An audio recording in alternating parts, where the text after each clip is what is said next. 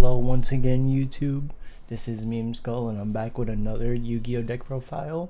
This time I'll be showing my upgraded DDD deck before we get the new support in Doom of Dimensions. This is one of my favorite decks to play. I do like that DDDs constantly get support, but I would like to see something for Odd Eyes. Because, you know, they deserve some love too. So we're going to start things off with the main deck here. We're playing 3 of the fairly new DD Count Surveyor. He is a dark level 8 Fiend Pendulum Effect monster. His Pendulum Effect reads, you're not going to be able to see that on the camera. So he's a pendulum scale of 1. Once per turn, if you pendulum summon a DDD monster or monsters, you can target 3 monsters your opponent controls with the same type or attribute as each other. Tribute 2 of those 3 face-up monsters, and if you do, the third gains attack and defense equal to the total attack and defense of the tributed monsters had on the field. Okay, so this is a good way of getting rid of problematic monsters, but it does boost up their monster like significantly if their attack and defense is high.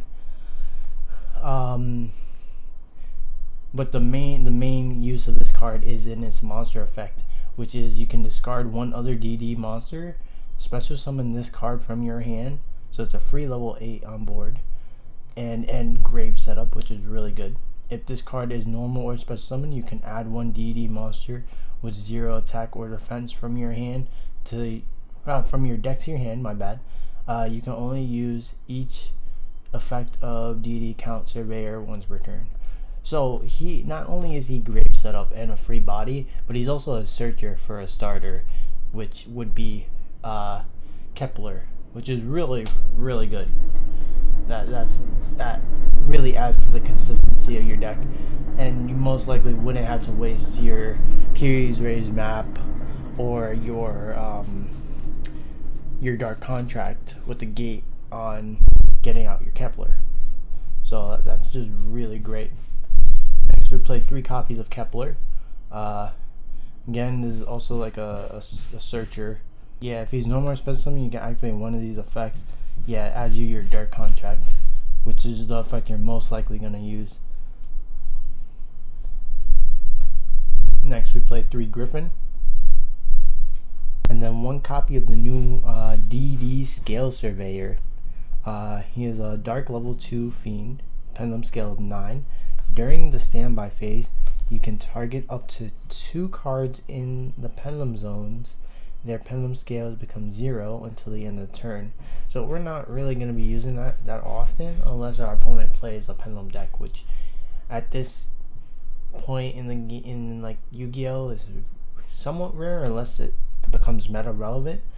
And then the monster effect is if you control a DD pendulum monster card, you can special summon this card from your hand. So it's a free level 2 on board, but it's a free body. If this card is normal or special summon, you can make this card level 4. Okay, that's where it gets better.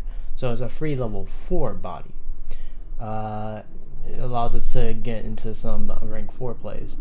If this card is sent to the graveyard or added to the extra deck face up, you can target 1 DD Pendulum monster card you control, return it to the hand. You can only use each effect of this guy once per turn. Next, we're playing 1 Vice King Requiem, 1 Ragnarok, and I am really looking forward to that new support, because the link 3, I believe it gives you an additional pendulum summon, which is amazing. Then we have DDD Divine King 0 King Rage, 1 Cerberus, 1 Orthoros, 2 Copernicus. I did used to play this at 3 But with all the new consistency pieces that are coming up, like this is, you don't need to see it too much, otherwise it'll be a brick. Plus, it's searchable with your Count Surveyor because it's 0/0. So if you have your Kepler in hand, you can always search your Copernicus. Next, we have two copies of Swirl Slime. It just allows for easy fusion summoning.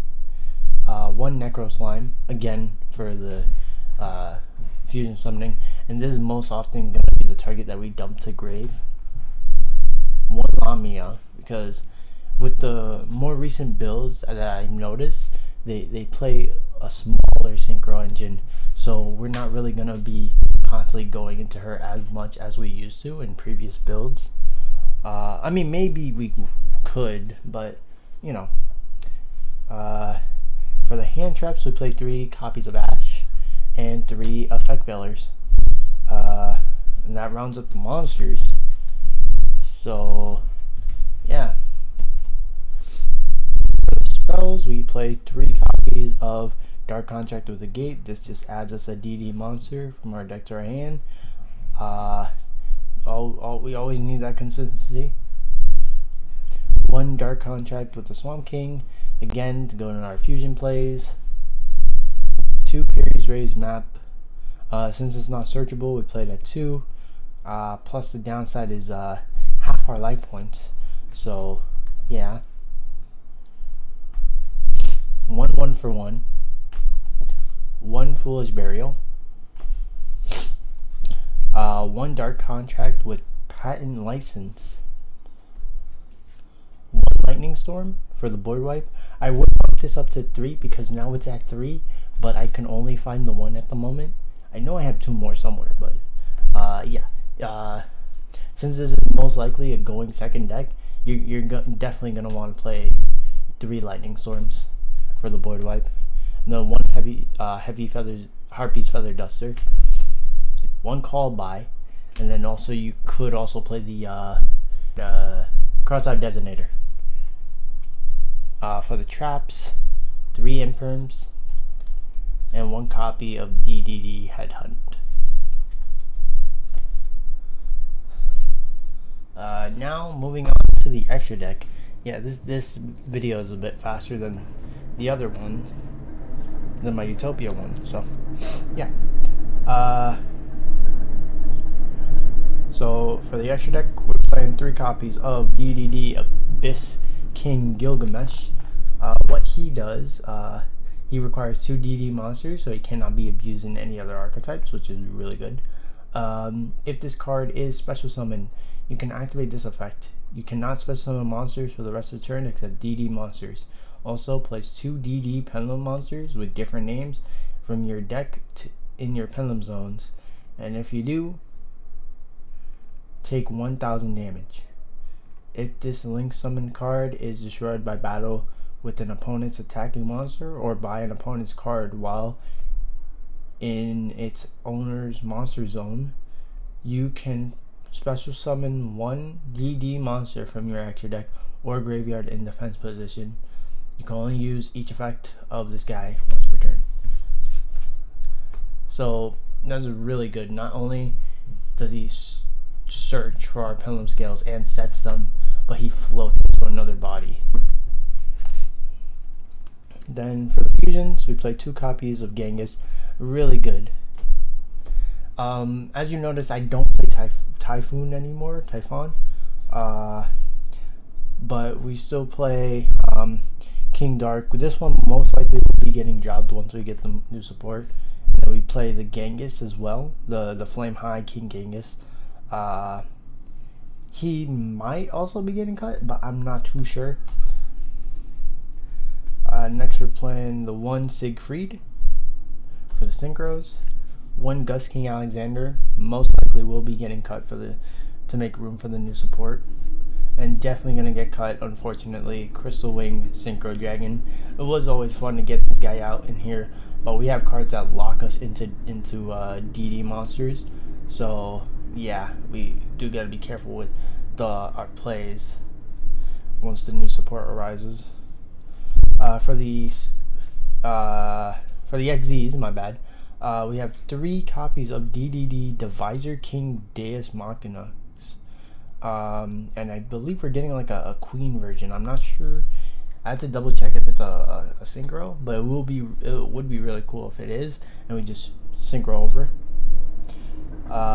Then we have 1 copy of Wave King Caesar, which most likely will be getting replaced, but I'm not too sure. I will have to double check with the new support what it is. 1 Marksman King Tell, and lastly 1 Wave High King Caesar. So yeah, that's everything for the deck. Again, like I've said before in other deck profile videos, the side deck can be whatever you want. If you have any suggestions that you might want to make, like on how I can better improve the deck, like for like higher tier casual play, let me know. Nothing too expensive, you know. I'm sort of kind of on a budget. I don't play Yu-Gi-Oh as often as I did, but yeah, like if you enjoyed the deck profile, leave a like, comment down below if you're looking forward to that new DDD support in the next set. And yeah, subscribe if you're new to the channel and want to see more content like this, and I will see you all in the next video.